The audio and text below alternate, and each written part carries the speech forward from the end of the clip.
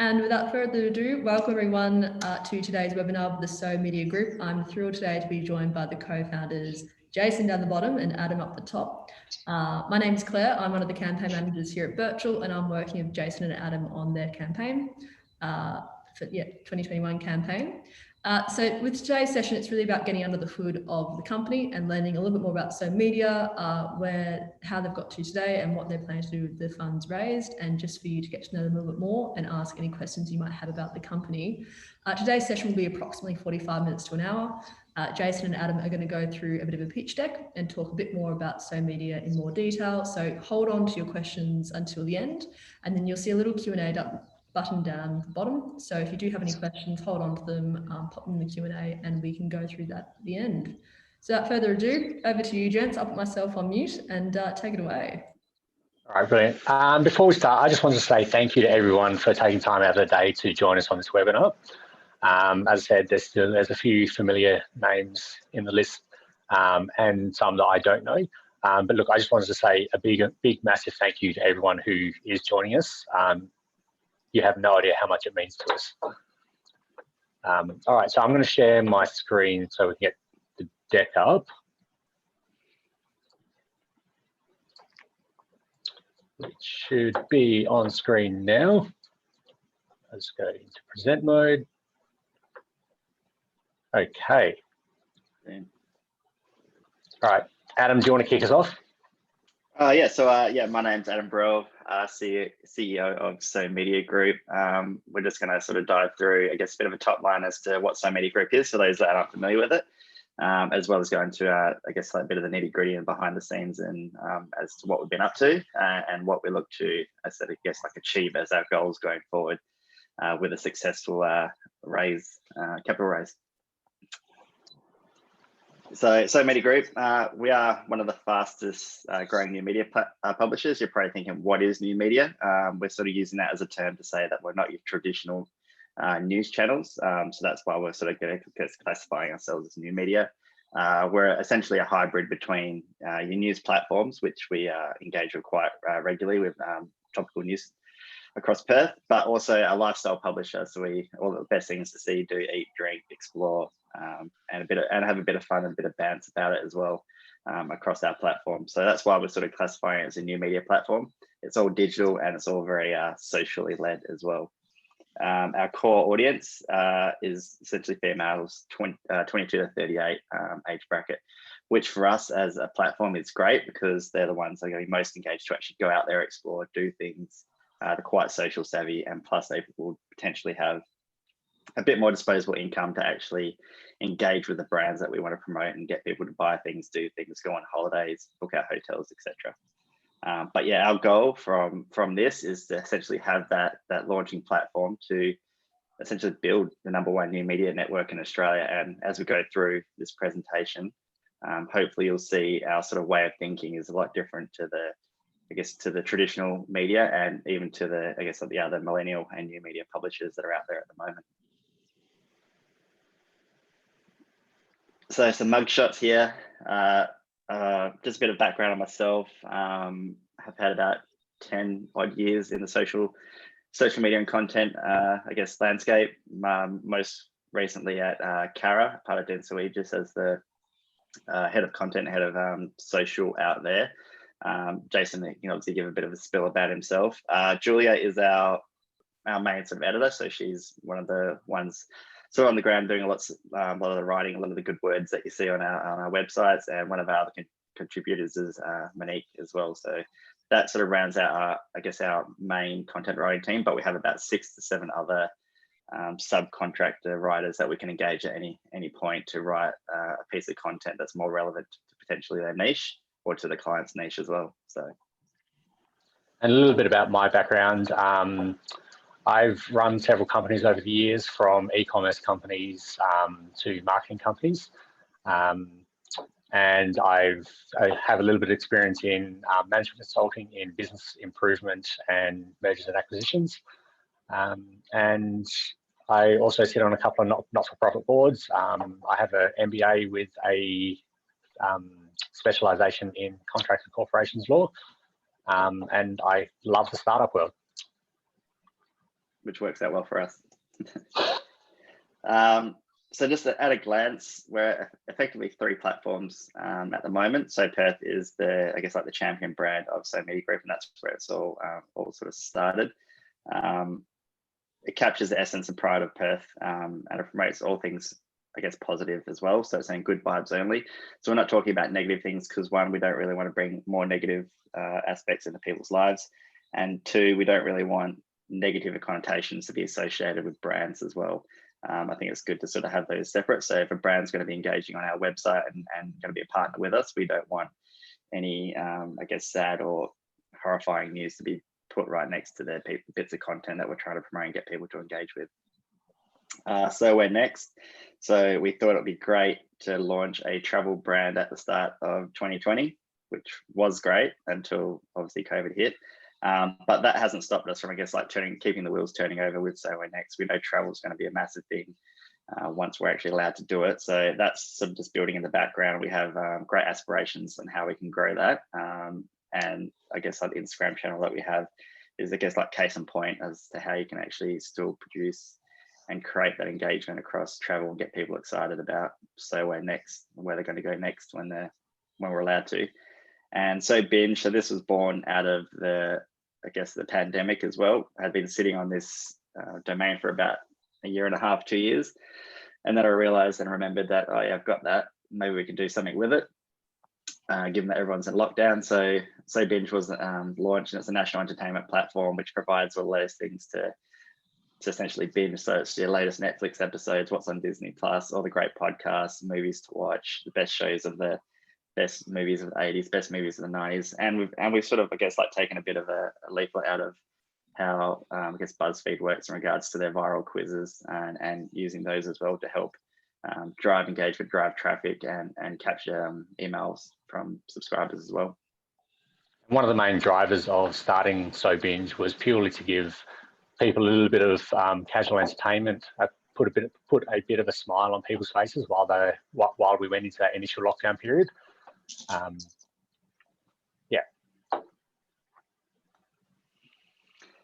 So taking a look at last year's statistics, on average, we'd get 1.2 million website views across the platform, which was up, I guess that's a whopping 200% from the previous year of 2019. And we roughly get about 5.3 million monthly social impressions as well on average, which is up 90%. And our social audience is 417,000 across the board.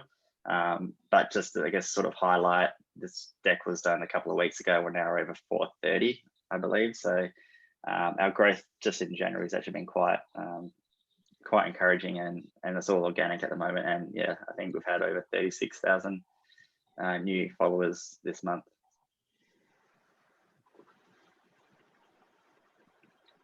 Hold on.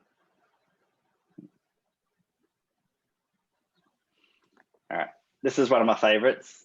So kind of bear with me. In our offer document, which is launched, when is it launched again, Jason? Just out of curiosity. At the end of the EOI phase, we'll be distributing the offer document. Yeah, so next Thursday, this is when we'll be able to get more context and more sort of background to some of the stuff that we're talking about here. But this kind of highlights, and this is backed off, it's off the back of CrowdTangle, which is an independent report from an actual Facebook-run platform, monitoring platform. And what it actually shows here on the graph is that So Perth, from October of 2019 to October of 2020, essentially So Perth was the highest engaged, I guess, millennial platform on Facebook. So we're actually able to achieve a higher social engagement rate than our main competitor, which would be Urban Liz Perth, and as well as, I guess, higher engagement rates than your Punky and your Junkies and your Pedestrian TVs. But what you'll sort of see in the offer document, and I'll sort of just like allude to that as well, is that you'll see that Pedestrian TV actually produced the most content by far out of all the platforms, and So Perth produced the least. And that sort of draws on our capacity to be able to create content. We're limited in resources.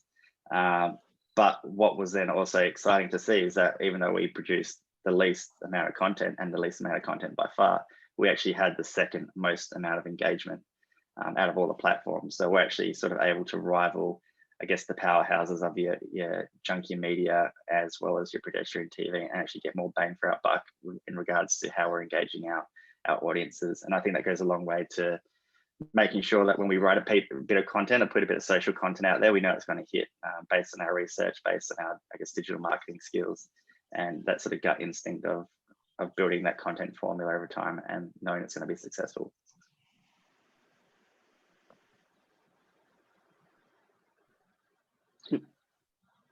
So these are some of the brands that we've worked with over the last 12 to 18 months. Obviously some familiar names there. A couple of key ones to point out are 3 of the larger marketing agencies, Cara, Initiative and OMD, who drive a lot of work in our direction. So let's talk about some of the boring stuff, the business model. This is basically an outline of how we currently make money. So traditional media is basically purely advertising, which for us is a staple of what we do. Obviously banner ads on our site and that sort of thing help pay the bills. But where we can make a lot more revenue and be a lot more sustainable and achieve a lot more growth is through the content agency and social amplification side of things, where we work with a client from ideation of a piece of content, working out how that content is going to resonate best with our audience and their audience in general and achieve their business goals, create that content and amplify it through our website, through our social media channels, and really hit the mark for them. And that can also incorporate things like the building out chatbots to engage the audience with frequently asked questions and that sort of thing. It may involve lead generation through pop-ups on our website. There's a whole gamut of things that we can deploy in order to help bring those campaigns to life. A little bit about market traction and revenue over the last year and a half since So Media Group was started. You'll see between October 2019 and Feb 2020, we started to get some really good numbers on the board. And then we had the whole COVID lockdown situation, which cancelled a lot of contracts that we had in the works and made life difficult for everyone Australia-wide. In August 2020, we started to put a little bit of resources into sales activity as we started to come out of the COVID lockdown. And as you can see, since then, we've had steady growth month on month from a revenue standpoint. And that's with allocating 0.3 of an FTE resource to sales.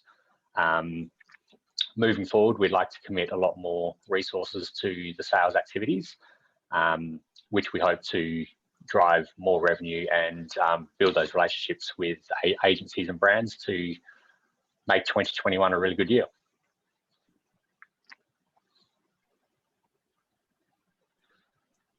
So the big old question of why we're raising capital. We don't necessarily need to raise capital to continue to operate. We are currently cash flow positive. We make enough to grow at a steady rate. However, we have fairly grand ambitions for the year and what we want to achieve as a company. And in order to achieve those goals, we understand that we need to grow a lot faster than what we can organically without taking capital on.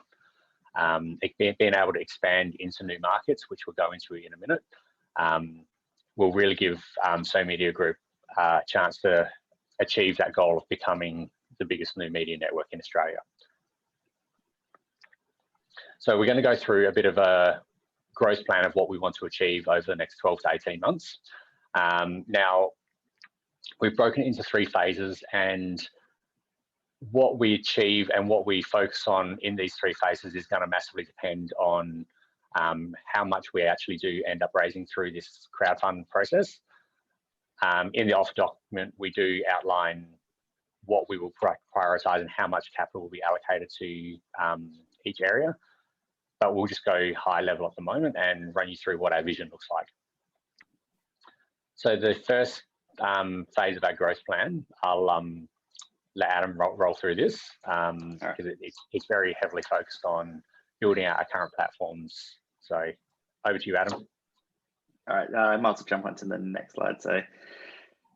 So what we plan to do in the first phase is to actually, I guess, give more dedication and more resources to the current platforms we've built, because there's still a lot of scope and a lot of growth in those areas, as that I guess the graph showed with our engagement rate compared to your Punky and your Junkies and your Pedestrian TV, and we were, I think, created 5 times less content than the next brand above us. So we have exceptional room for growth, not only just creating content, which then if we do that, we can get significant increases. We should be able to achieve significant increases in our, I guess, social reach, which will then increase our traffic, which can then increase our following. So our first goal is to make sure that we optimize and put more dedication into creating content for those platforms. And that will be by increasing the capacities of our current writers, so Julia and Mon, bringing them on a more sort of full-time and capacity or part-time capacity, and looking at and bringing on a marketing coordinator that can sort of handle a lot more of the social activities and EDMs and stuff like that on a day-to-day basis to make sure we're churning them out as frequently as we need to.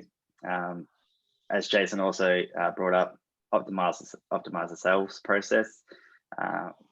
We're sort of stuck in between, I guess, like a rock and a hard place, where at one time we wanted to really grow the audience and grow the engagement, so we'll focus on building that. I guess like the first sort of thing that Facebook did, to start build audience, build engagement, and then you look at sales. So we sort of get caught in that sort of limbo, but with optimization of sales processes and the freedom to, I guess, free myself up and Jason up in those sort of areas to be able to do that, we would like to see, I guess, like increased revenue from that, which is quite exciting as well.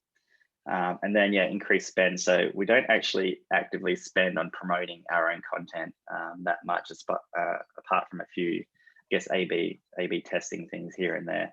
So one thing that we sort of have put forward is that we know we're creating great content. We want to make sure, I guess, a greater audience will see that great content.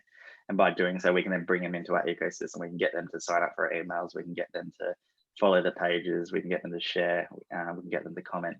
So by being able to actually throw, I guess, fuel on the fire for the first time ever with our platforms in a strategic manner, it should actually accelerate the growth of all the channels, and it should hopefully increase the revenue opportunities along the way as well.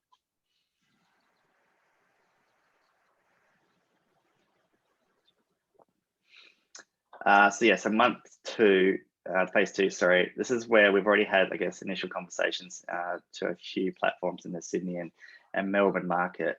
Ideally, we want to be able to acquire those platforms to, I guess, get into the Melbourne and Sydney market, because obviously it'd be a lot harder to sort of build from scratch given the competition in that area.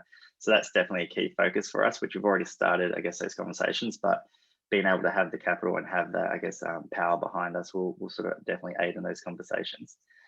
But then once we have them, obviously we're going to essentially roll out the same sort of, I guess, platform of success that So Perth has had, and that same sort of formula as well, being at the new lifestyle platform. And we'll definitely roll that out through Sydney and Melbourne, and look to bring on, I guess, content writers with local knowledge, obviously in each of those cities. We obviously know that we're not going to be able to write content about Sydney and Melbourne and be able to pass that off as authentic. I think one of the ways that So Perth has been so great is the fact that, I guess, obviously we have extreme knowledge of Perth and everything that's happening, and you can jump on a trend or on a news topic spur at the moment, because you're living it and you know and you're aware of what's happening around you. So that's definitely going to be paramount for us to make sure that we get, I guess, boots on the ground in those areas. And then obviously begin discussions with channel partners to drive revenue through Sydney and Melbourne. So obviously the bigger agencies that we're working with over here, they're part of national chains, national agencies, so we can reach out to them, use that a leverage here in our relationships here to get introductions to Sydney and Melbourne, where we might not have some now, and then we can obviously build on those as we enter that market.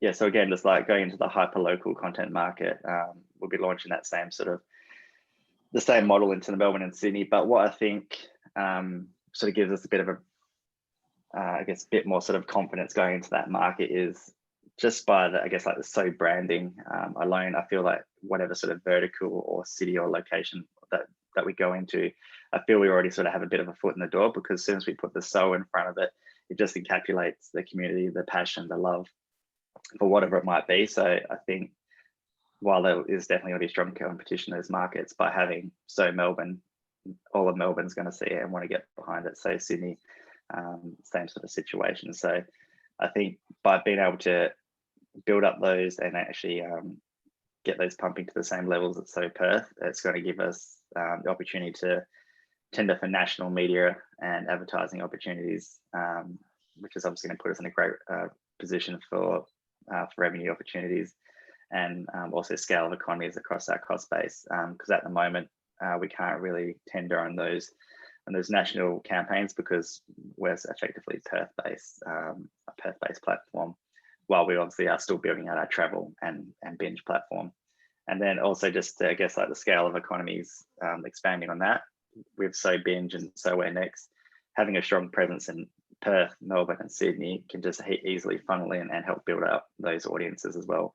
So you can have a national audience building up the latest travel articles, the latest Netflix, what's on Netflix this week, and etc. So it'll all sort of work in a cycle and a nice sort of ecosystem to help build each other and grow the whole platform.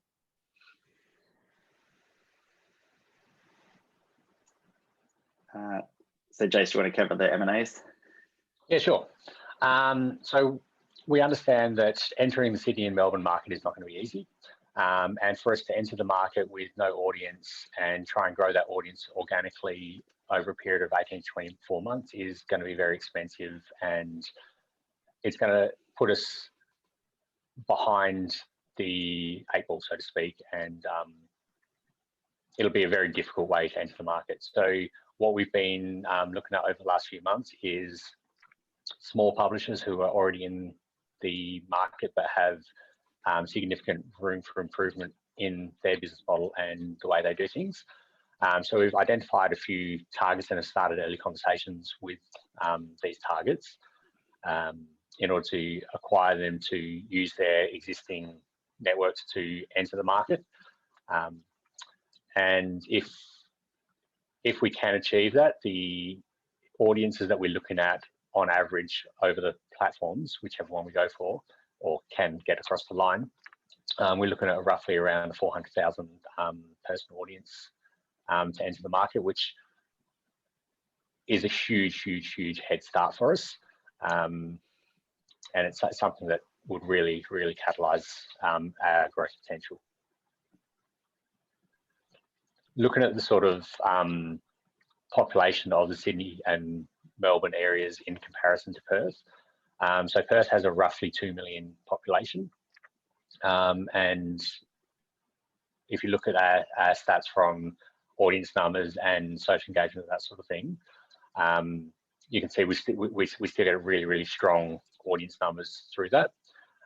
When you compare that to the likes of Sydney and Melbourne, they're just a much larger opportunity on the table. And while there's more competition in the market, the additional opportunity sort of outweighs that, and it makes it a really exciting prospect. So looking at phase 3 of our roadmap, which depending on how our revenue grows and how much we raise through this crowdfund process, we'll sort of define how deep into phase 3 we get. We may need to do another raise in 12 months' time in order to help fund this, or maybe the revenue that we're generating self-funds it. But one of the interesting avenues that we would like to diversify into is the esports and gaming market.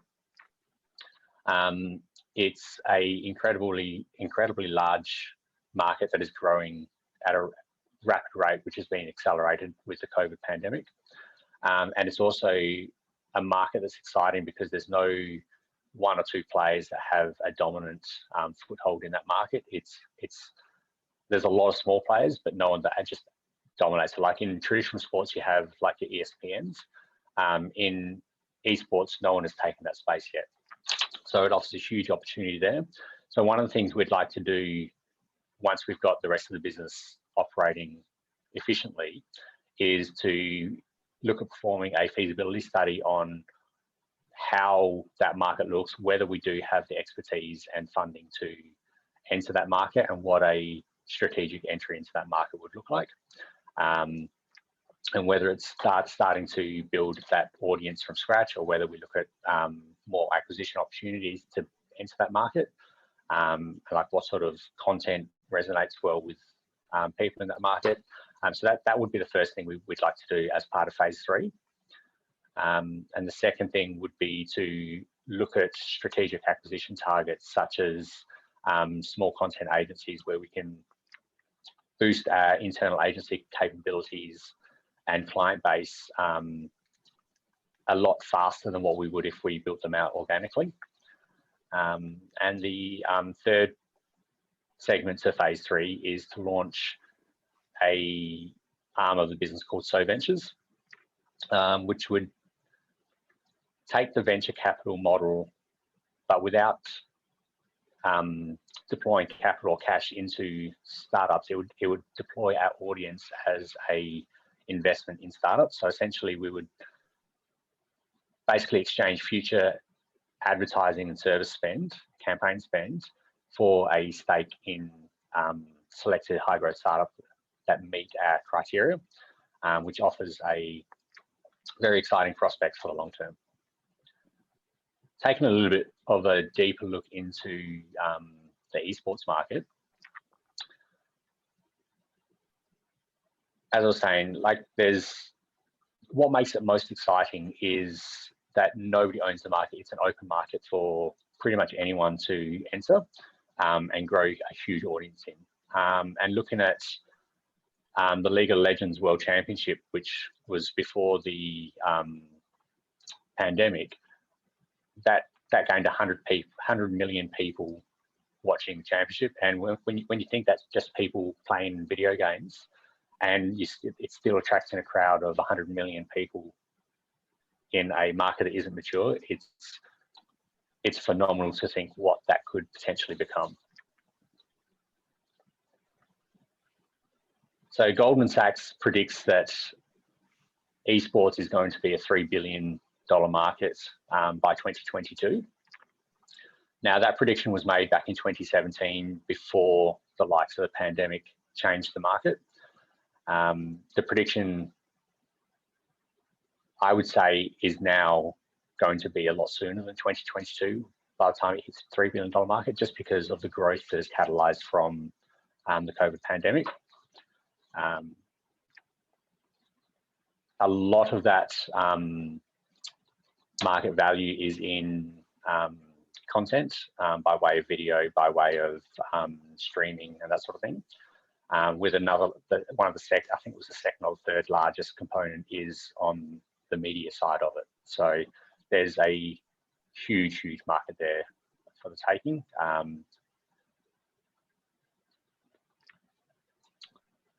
So I might leave this one for you, Adam, if you don't mind. Okay, so I guess, like, to sort of, summarize in a way, the overview that we just provided for those phases is sort of breaking them up in a bit of a nice and easy way to digest. Roadmap is effectively, month 1, we want to hit the ground running and actually really build out our current assets and get them optimized and traffic and engagement pumping as much as possible. Month 4, that's when we would look to sort of, establish the purchases from the Melbourne and Sydney markets, do all the rebranding and get them ready for launch within the 6-month period. As you can see there, we sort of put key goals in regards to, So Media Group community reaches 580,000 by month 4. So the fact that we're at about 430,000 now, quite confident we should be able to reach that as well. And then looking at the Sydney and Melbourne launch, looking at getting the platform up to around 4 million views a month. So to put that in perspective, we did around just over 12 million views for 2020. So we'd be looking at essentially doing a third of that each month. So it actually shows, quite our goal is to get quite substantial growth in traffic within the first 6 months. And then esports introduction, as Jason covered off as well. And we want to see that sort of aggressive growth month on month with page views and the community as we grow, and actually able to create more content and build those audiences is going to generate more and more page views as we go. And then, yeah, build out that esports growth and the partnership influencer platforms and accelerate the So Media Group esports side of things as well. And then month 12 is where we'd sort of look at continued growth and evolution of the platforms that we have and how we can obviously continue to optimize those, investigate the tech opportunities as well, whether it's through subscriptions and potential apps that we can also build in to, I guess, feed into our audience network and the So Venture ideations as well. But the goal is to within 12 months to be hitting 10 million page views each month and have a community of over 800,000 within 12 months.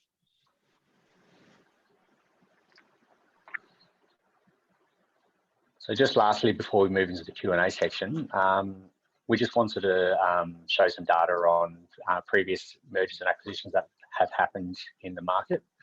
Now, this doesn't correlate to or suggest anything in relation to So Media Group. We just wanted to show what has happened in the market over the last 5 years. So these are 3 companies that have been acquired by larger media organisations. So Junkie, which is a fairly prominent brand in Australia, was acquired in 2016 by oOh!media for $11 million roughly. Pedestrian was acquired in 2 transactions, the most recent one being 2018, with the remaining 40% of the company being purchased for $39 million. And that was by Nine Entertainment. And Warner Music has recently bought out IMGN, which is a social media network, basically a lot of Instagram meme pages and that sort of thing. And they have purchased that for an estimated $85 million US.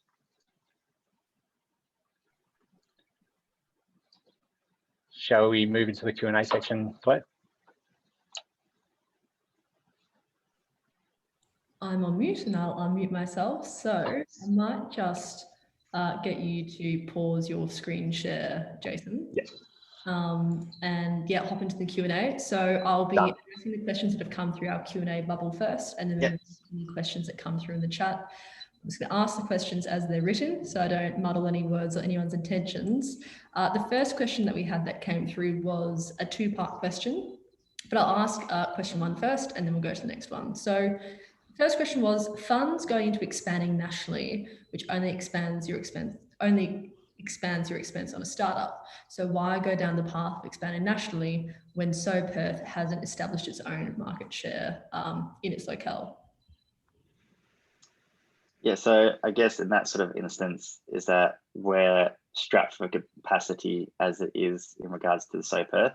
What we've been able to build has essentially been done vastly by myself. So if you're looking at opportunities for scale, it's like, how do you get what I've built, put it into other people to actually build that out? That's what we're sort of looking at doing. So Perth has essentially been built off one person for the majority of its, I guess, existence, except for probably the last year where we've been able to bring on people like Julia and Mon and Jason as well. So we are already expanding in our sort of, I guess, essence, but being able to, I guess, expand into those other markets, knowing it's not going to cost a lot in regards to and still sort of be a lot less than it would cost for other, I guess, new media and other media channels to create all that content as well. So our baseline is going to be quite low still, but it's just being able to actually acquire those channels and be able to enter those markets quite affordably and be able to put a model that's working in building engagement and building traffic and building those audiences. We can easily then plug on the revenue side of things as it is. So we're kind of really sort of, as I said, taking that Facebook sort of approach where we're building audience, building engagement, then you look at how you can monetize it. It's for us at the moment, we can't do everything at once. And we acknowledge that. And even in our offer document, we go into details about that as well. So we're looking at building out our capacity, increasing our capacity to be able to not only smash creating content and building audiences, but also drive revenue. So, and part B to that question was on the content front. So the content at the moment seems to be mostly our RSS feed, but is there any genuine sort of exclusivity of content on your platforms? So RSS feed is in they feel it's not. Yeah, Can I getting expand on RSS? other platforms. I know that you've got one writer in the team at the moment. With this other content that's generated by other platforms, does the So Media Group have any exclusivity over content, or is it, you know, resharing content that's already available online? So we don't actually have, like, we don't RSS feed any content. We actually write all our own content. If that's what that's alluding to, it's all written either by myself or our writers. So we don't actually, I guess, share other people's content. Yes, we do talk about topical things that are happening in Perth, or whether it be on Netflix or etc. So there are, I guess, that's where there could be those similarities. So yeah, so 100% we create our own stuff. So yeah, it's definitely not RSS feed, and it will definitely be the same as look and feel, and being able to cover news and cover lifestyle implemented across those other channels as well.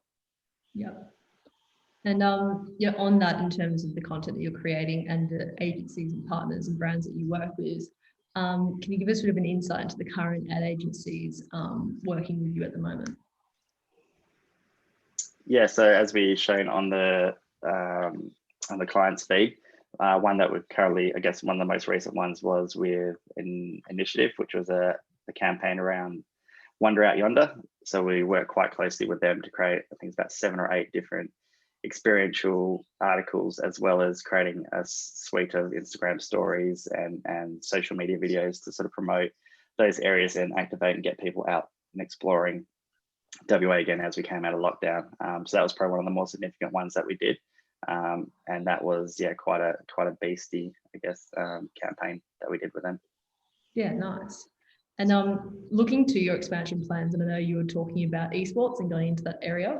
One attendee has asked, would you consider partnering with Order in esports? And for those of you attending who don't know Order, that's actually a campaign that we ran, I think one of our first 5 campaigns, I think a year or 2 ago, and they raised capital through Birchal. So yeah, would you partner with Order, do a collaboration? Okay, well, firstly, yes, we would. Secondly, I didn't actually know Order did a campaign through Birchal. There you go. I didn't actually know that. But yeah, look, we would love to partner with the likes of Order, and there's several other prominent esports organisations and teams that we've had very, very early conversations and discussions with to talk about the market and to talk about what the potential is. So yeah, look, we would absolutely love to partner with the likes of Order if there's a strategic benefit for both of us there. And one of the other questions someone has asked on that is, would you consider fast tracking the esports phase to be the hero product launch for Melbourne and New South Wales? Potentially. One of the reasons why we want to enter the Sydney and Melbourne markets in the way we currently plan to is because of the opportunity to acquire a large audience at a fairly on reasonable terms. If that avenue wasn't there, then yes, we would probably enter the market differently, and through something like esports, maybe that would be a better option.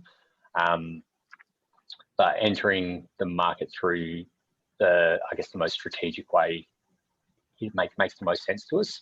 And at the moment, that is through the acquisition of those properties, which have a very, very similar user base to what So Perth has. So it just makes sense to take that same model and apply it to the Melbourne and Sydney markets. There is a huge overlap between our current audience and esports and gaming in general. A large percentage of our audience are gamers on a social level. So look, maybe there is something we need to look deeper into there and sort of understand how that looks.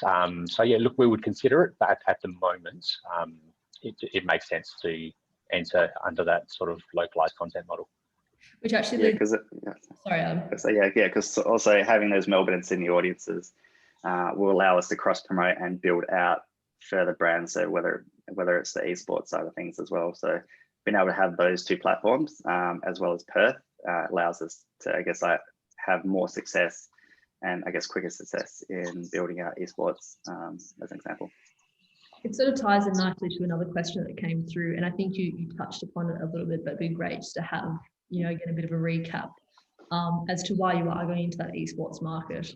One attendee said, they understand that it is a growing market, but is, not seeing the link between social media and esports. But you have mentioned that the audience is in social media is very similar to that in esports, and there's a lot of crossover. Yeah, look, there's a lot of crossover in our audience demographics, but also I come from a part of my background is in the sports and esports world, which gives me a fairly significant list of contacts and opportunities in that market. So like combine the two together and using the networks that we have, it makes sense to sort of leverage those to grow into new segments. Another attendee has asked a question about other channels that you might consider expanding into, and has asked if you've looked into podcast channels. Particularly the example they use is of youth finance. So What the Flux podcast is an example, and they're wondering, would you consider partnering with a podcast like that, or build out something of your own? Okay, so this is a conversation that Adam and I have had so often. It's crazy. So firstly, we're both big, massive podcasters. I listen to way too many podcasts at a speed that most people look at me like I'm a crazy person. You are. Yeah, you are. I am a crazy person. I'm okay. I'm okay with that. So look, yes, we definitely have discussed what a podcast network that complements our current audience and current properties look like. We haven't actually discussed youth finance. That's, I guess, one that Adam and I can have a discussion around. It's not an avenue I've actually ever thought about, but I do know finance podcasts in general do go down really well. But looking at what Gimlet Media has done with their podcast network and being acquired by Spotify, and they've produced some really cool shows. Looking at where Spotify's deploying their capabilities and assets at the moment, and they're going heavily into podcasts, it sort of does make sense in the long term to either partner with organisations in a mutually beneficial manner, or start a podcast network of our own that doesn't take away from what we do, but sort of complements it. It certainly makes sense. And speaking on podcasts and that content creation, my next two questions are a little bit linked. One attendee has asked, changing gears a little bit, the potential impact of Google pulling out of Australia, and is asking a little bit more about how Apple's privacy changes and the ability of Facebook to target with targeted advertising, how that affects social media and your platforms. Yes. So this is another conversation that Adam and I have had very often. So I guess, firstly, I don't think it's actually going to get to a point where Google pulls out of Australia. I think the legislation as it is never going to make it through the Senate. So it's almost a moot point. It'll be a watered down version that eventually comes through that is beneficial to both sides of the fence.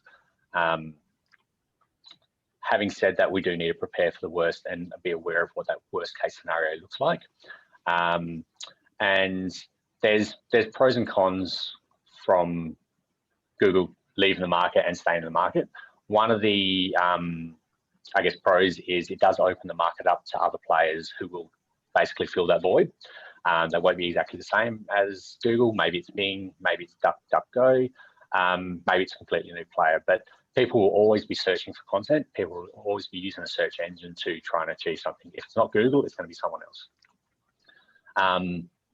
Most people in Australia also know how to use VPNs, which kind of, even if Google does pull out of the market, it means Google is still available, and most people like myself can still access Google without any problem. Yes, it will behave slightly different, and we'll need to adjust how we take advantage of that.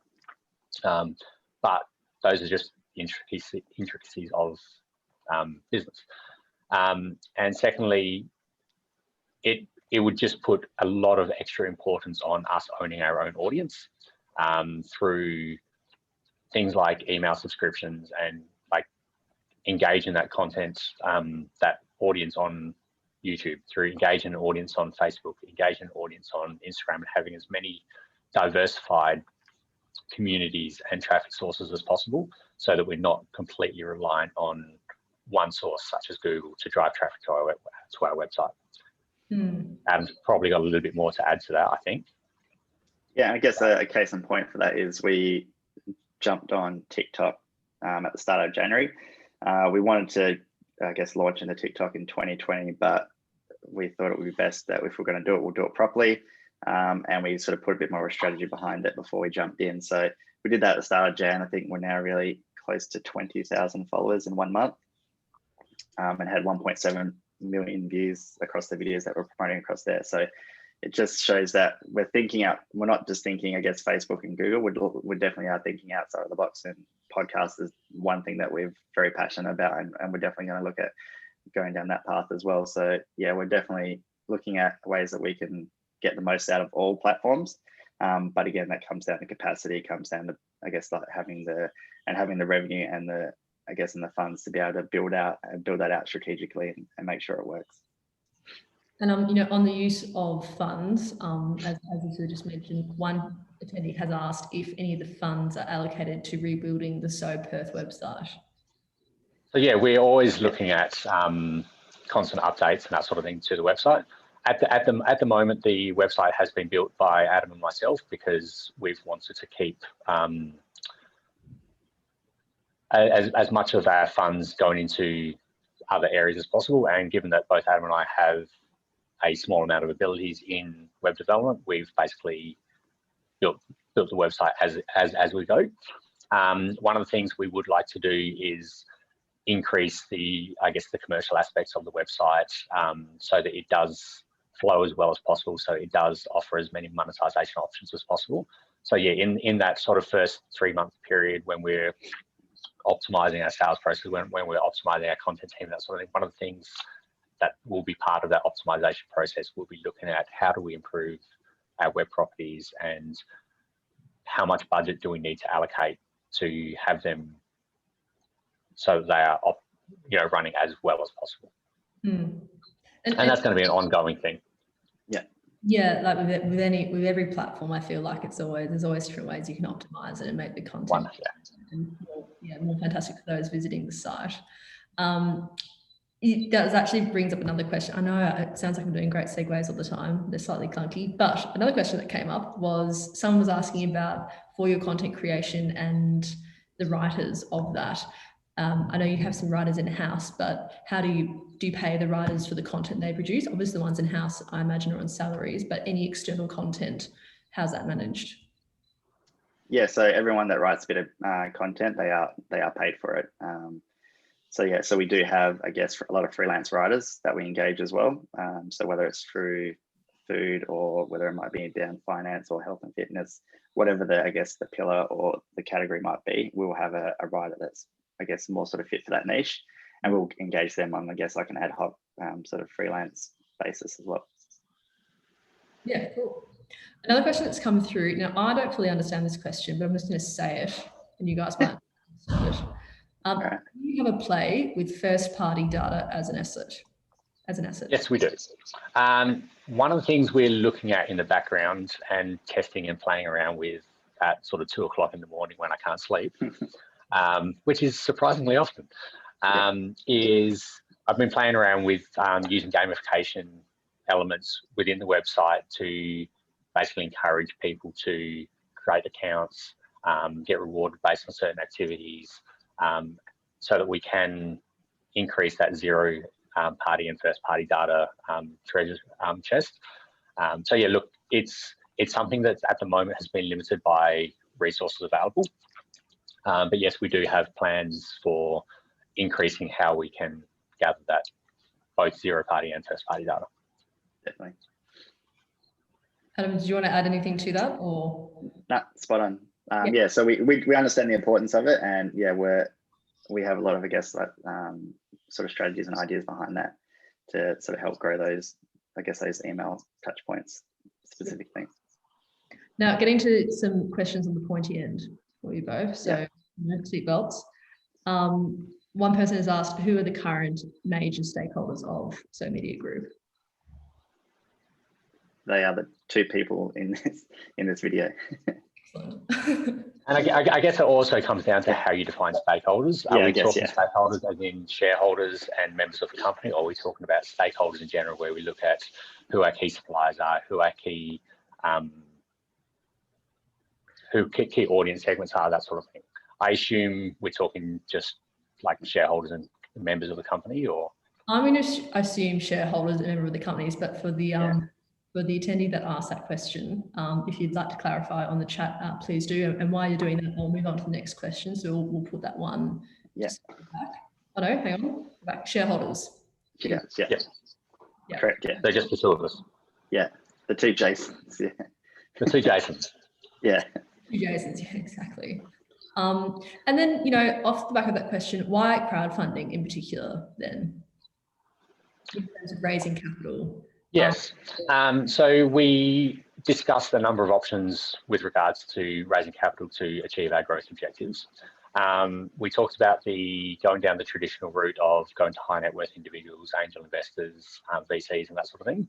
And we also talked about like crowdsource funding.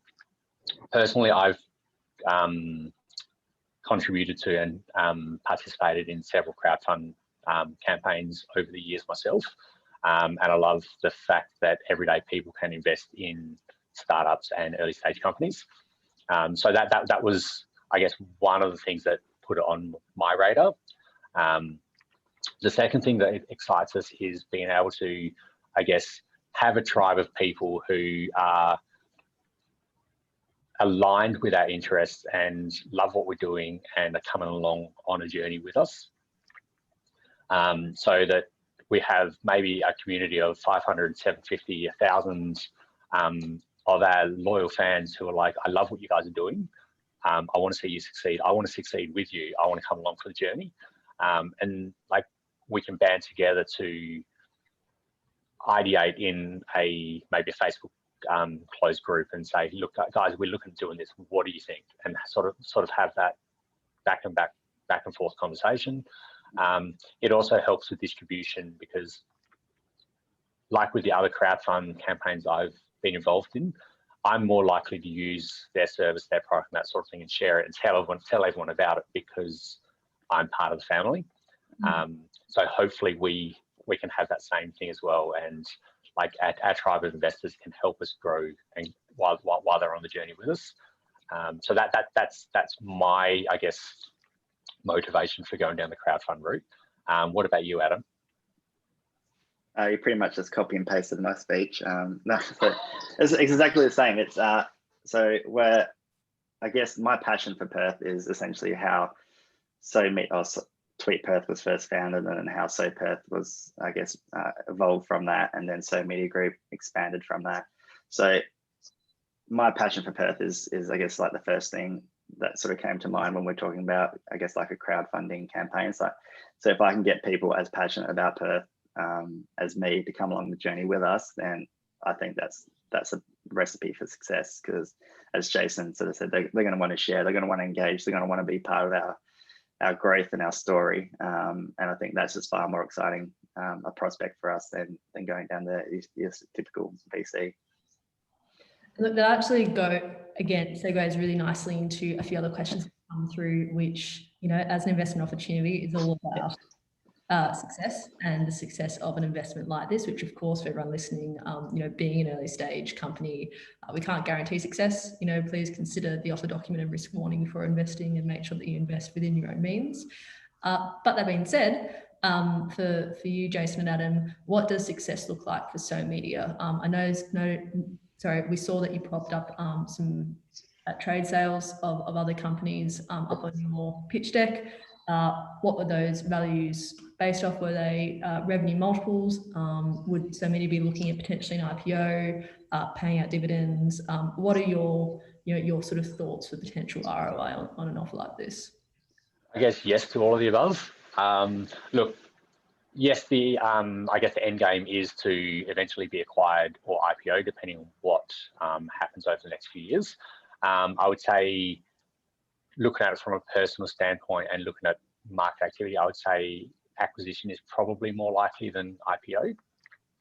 purely because what seems to happen in the media space is smaller companies consolidate into larger companies who are already listed.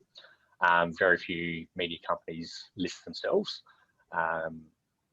It's not to say it's impossible, and it's not to say it's off the horizon, but I would say it's more likely that we get acquired along the journey when we start making splashes, and one of the bigger players says, hey, look, these guys are making big splashes. We want to, bring them into our team, amalgamate them under our banner, and get them to continue doing what they're doing for the next few years. So look, if that happens, that would be absolutely amazing. But I guess, yeah, look, I would just like to, over the next few years, build an amazing company with an amazing culture, and continue doing what we're doing. And that alone would be success. I'd also like a big, massive boat with a helipad on it, but that's probably not going to happen. But it depends. Like everyone's definition of success is different, and over the next 2 years, our own internal definition of success is going to chop and change depending on what's happening and that sort of thing. But the end goal, I think, that Adam and I have talked about often enough, is a trade sale to a larger competitor. And what someone has asked is a little bit about your brand name and the domains that you have. So Perth, so Next, so Binge. Are all these brands secured so you can enter into the new locations that you need to expand? And if a larger party wanted to acquire the company, that's all sort of watertight, or what's sort of the story behind the branding? Yeah, so if you had a look at the amount of domains we own, it's quite scary. So for example, we've gone through many different variations of so we have so summer, so spring, so winter. So if we wanted to create summer branded campaigns nationally, we could do that and have that aligned with the sponsor. So we're already thinking about ways that we can go into different avenues, be it sports, pets, dogs, cats, parenting as well. But yeah, so we've acquired as many as we, I guess, physically can at the moment. If there are situations where a domain is taken, we'll look to acquire it if we can. Worst case scenario, we can look at, I guess, like a different name variation potentially of that brand if it still fits and if it still works. Yeah, nice. And that probably sort of goes in, another person's asked about, are you looking to go into the health, fitness, wellness sector as part of, your potential expansion plans? It sounds like you guys really have sort of, the world is your oyster in a way. There's so many different areas that you could go into with what you do. Yeah, look, we have an attitude of follow the market trend. So look, if it makes sense to hit up the health, fitness, and wellbeing sectors, then as long as it doesn't jeopardize our current platforms and we have the capital and resources in order to execute properly, then yes, we would consider it. I don't think fitness and wellbeing are ones that we've had much of a discussion of at the moment, but that's mostly because we focus and our time and resources on our current plan. But yeah, look, if there's a market opportunity and we have the resources to deploy, then yeah, we would 100% be interested in taking a look at it and seeing if it is viable. Yeah. Yeah, nice. And look, that does bring us to 6:30, which, for the webinar, for the hour, I really appreciate everyone's time here today, and Jason and Adam. The last question that came through was a question on return on investment and ROI. And I just want to let everyone know that, through the crowdsource funding regime and through an intermediary platform like Birchal, we are heavily regulated by ASIC.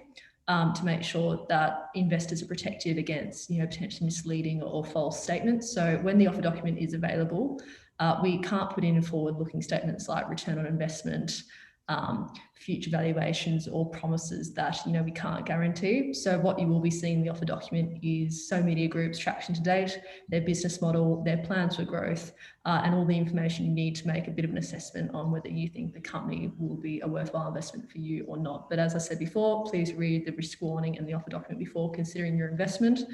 There will also be a company constitution for So Media Group as well, which you'll be able to look through at your leisure to see all the rights associated with the shares that you may be buying. So just to wrap up today's session, For everyone who has expressed interest, thank you so much. It means a lot to have people coming through and expressing interest. So Jason and Adam can engage with you and talk to you before their investment offer goes live. If you haven't yet expressed interest, I highly encourage you to do so. It's the best way to get sneak peeks to the offer document and constitution and all the terms of this particular investment opportunity. And also, I'm very sure Jason and Adam will be reaching out to you either via email, a text, or a phone call. And if you have any more questions for these two, I know they are more than happy to talk to anyone and everyone, because it's just a really exciting company. I think you guys have got your hearts and your heads, and hopefully your hip pockets in the right places in terms of really wanting to engage your community and grow this into something absolutely awesome. So once again, thank you so much for being here with me today. Thank you everyone for attending. And Jason, Adam, if you wanted to add anything else, I'll let you guys sign off. Yeah, sure. Look, firstly, I just want to say again, thank you to everyone for attending. And just to reiterate what Claire was saying, look, if you have any questions, I'm available to answer them at absolutely any time. So that is true. Shoot me an email, give me a call. I'm more than happy to chat at absolutely any time about So Media Group and what we're doing. So yeah, fire away. Yeah, so thanks everyone for joining. The fact that you've signed in and stayed with us through the video call is that means well to us. So what started as a passion just to, I guess, showcase the best things in Perth has grown to so much more. So hopefully you guys like the little, I guess, that sort of sneak peek you got behind the curtain that we got here, and are excited as we are to come on the journey with us. Awesome. Everyone will be sending through a recording of the session if you want to watch it again, and all the contact details you need. But otherwise, have a great afternoon for those in Perth and a great evening for those on the East Coast as well. Bye, everyone. Thanks, everyone.